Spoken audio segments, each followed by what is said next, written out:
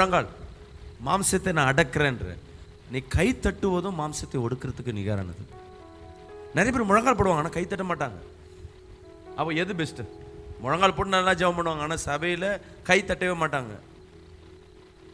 மாம்சத்தை ஒடுக்கிற அங்கே என்ன நடக்கும்னா, முழங்கால் போட்டால் இன்றைக்கி வந்து ஸ்டைல் ஆகிடுச்சு. அந்த காலத்தில் முழங்கால் போட்டால் ஒரு பாவத்திற்கு பலி வந்து ஒரு ஆடு மாடு வச்சுருந்தாங்க.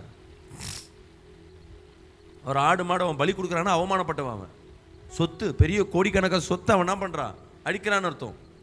அதுக்கப்புறம் ஆடு மாடு ஒரு சாதாரண காரியம், அவன் ஈஸியாக பாவத்தை செஞ்சுட்டு ஆடு மாடே பலி கொடுத்தான். அப்போ தேவன் பார்த்தாரு, பாவத்துக்கு கரெக்டான பலி இது கிடையாது, நானே பலியாக வரேன்னு வந்துட்டார். சில நேரங்கள் முழங்கால், இன்றைக்கி முழங்கால் போட சொன்னால் நல்லா மணிக்கணக்காக முழங்கால், அது வந்து மாம்சத்தில் ப்ராக்டிஸ் பண்ணியிருப்பாங்க, பல நாட்கள் சின்னதுலேருந்து ப்ராக்டிஸ் பண்ணியிருப்பாங்க. ஆனால் இப்போ இருக்கிறது கை தட்டினா வெக்கப்படுறோன்னு நினைக்கிறோம், கூச்சப்படுறோன்னு, வாயை திறந்தா கூச்சம். அப்போ எதெல்லாம் மாம்சத்தில் நீ வெக்கப்படுறன்னு நினைக்கிறியோ அதெல்லாம் தேவனுக்கு